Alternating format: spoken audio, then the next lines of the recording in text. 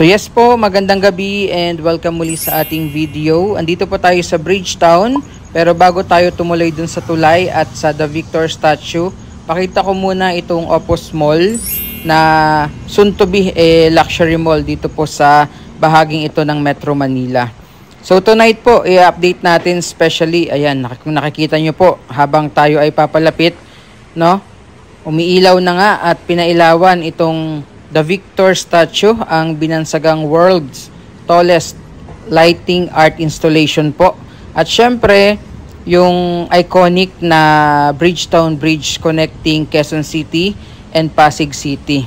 Ayan, so lalapitan natin yan ng husto mamaya. Pero bago yan, no, tawid po muna tayo.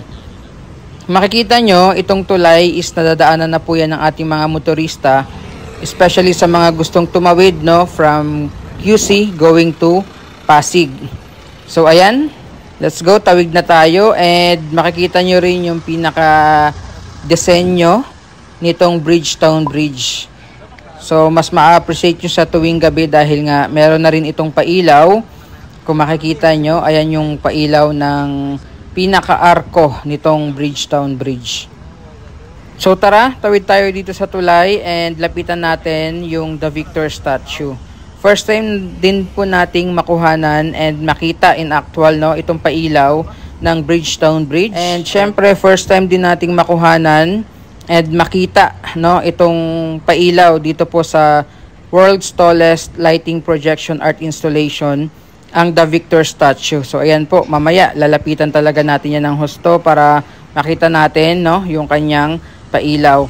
Itong Bridgetown Bridge po ay dumaan, no, dito sa Marikina River and yun nga, no, kokonekta dito sa QC and Pasig City.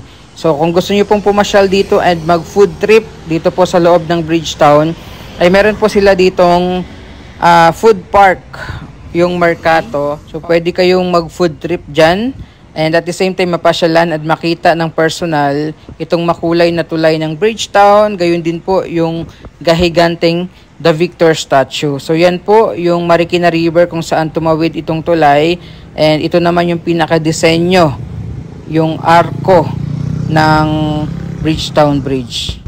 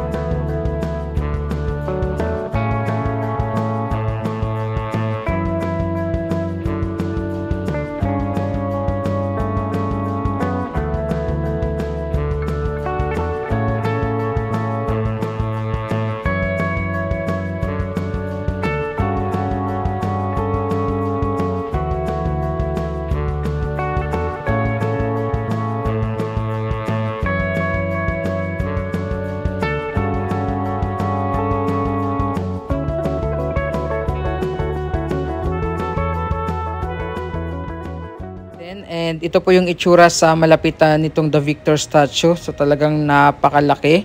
Kung hindi ako nagkakamali, itong pinapatungan po ng The Victor statue is plan na gawin coffee shop. Ayan po oh. So talagang paa pa lang niya. Grabe, napakalaki na. And yung kulay niya is nagbabago-bago po yan. Mamaya makikita nyo sa later part po ng ating video. Ayan, so medyo lumayo tayo para mas makita natin yung kabuuan po ng The Victor statue. So yan po yung itsura niya. And before kasi bawal, no, medyo sinisita tayo pag nag-video or picture dito ng malapitan. Pero this time is okay naman na and hindi na tayo sinisita po ng mga nagbabantay dito. So nakuhanan natin ng mas maayos and mas malapit itong The Victor statue. So yung nakikita nyo ng mga building na yan po yung Quezon City side, and right now po ay nakatawid na tayo dito sa Pasig City side.